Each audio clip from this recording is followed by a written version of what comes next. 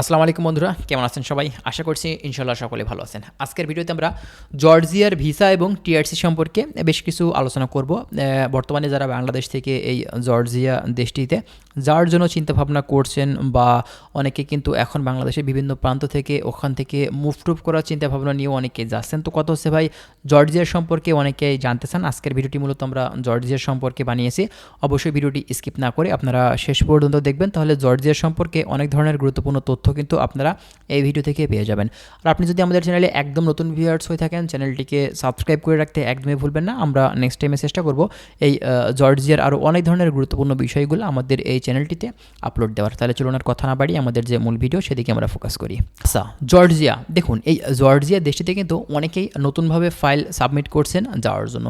তো জর্জিয়ার যে ভিসার বিষয়টা বা টিআরসির বিষয়টা, তো টিআরসির কথা বলতে গেলে দেখুন ভাই, এই জর্জিয়ার দেশটিতে কিন্তু যেসব কোম্পানি মূলত শ্রমিক নিয়ে থাকে, বেশিরভাগ কোম্পানি কিন্তু টিআরসি কার্ড করিয়ে দেয় না। আর ফার্স্টে যে ভিসাটা হয়ে থাকে জর্জিয়ার, সেটা কিন্তু 3 মাসের ভিসা হয়ে থাকে।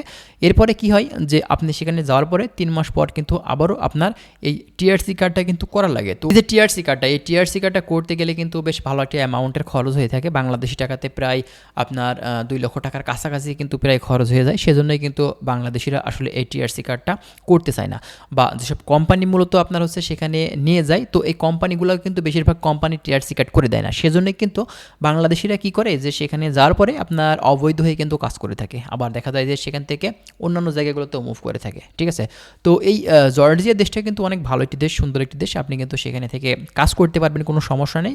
তবে কথা হচ্ছে ভাই, অনেকেই সেখানে অবৈধভাবেও কিন্তু কাজ করে, মূলত আপনার এই টাকা খরচের যে বিষয়টা সেটার জন্য। তো টিআরসি কার্ড করতে গেলেই ভাই খরচ তো বুঝতেই পারছেন। এটা আপনার হচ্ছে 1 বছর ভিসার মেয়াদ যখনই আপনি বাড়াবেন, প্রায় 2 লক্ষ টাকার কাছাকাছি কিন্তু খরচ হবে টিআরসি কার্ডটা করতে গেলে। তো এত টাকা খরচ করে ভাই কোনো বাংলাদেশি কিন্তু করবে না, যদি না তার স্যালারি অনেক টাকা হয়ে থাকে। তো এই জর্জিয়া দেশে তো ভাই স্যালারি তো সেই পরিমাণে স্যালারি না। এখানে আপনার মান্থলি দেখা যাবে যে 40 থেকে 50 হাজার টাকা কিন্তু আসলে স্যালারি হয়ে থাকে। এখন যারা দক্ষ শ্রমিক আছে তাদের হিসেব নিকাশ কিন্তু ভাই আলাদা। এক একটা কাজের দক্ষতা সম্পূর্ণ শ্রমিকের এক রকম স্যালারি কিন্তু হয়ে থাকে। তো এই জর্জিয়া দেশটি কিন্তু ভাই ভালো দেশ, সুন্দর দেশ, প্রাকৃতিক সৌন্দর্যে ভরা, ট্যুরিস্ট বেসড কান্ট্রি জর্জিয়া। তো জর্জিয়াতে কিন্তু আমাদের অনেক বাংলাদেশি ভাই রিসেন্টলি কিন্তু আসলে সেখানে যাচ্ছে বা গেছে, অলরেডি সেখানে কিন্তু আছে। তবে ভাই সংখ্যা খুবই কম। ঠিক আছে, তবে ওয়ার্ক ভিসা বা কাজের ভিসা নিয়ে কিন্তু এই দেশটিতে মানুষ খুবই কম যেয়ে থাকে, কারণ এই দেশে আপনার টিআরসি সমস্যার জন্য কিন্তু বাংলাদেশিরা এই দেশকে অ্যাভয়েড করে।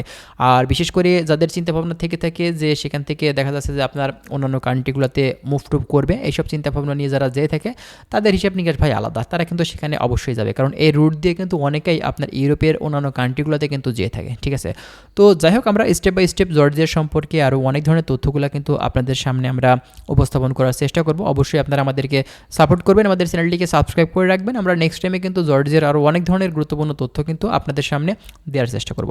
তো ভালো থাকবেন সবাই, আজকে এখানেই শেষ করছি। আল্লাহ হাফিজ।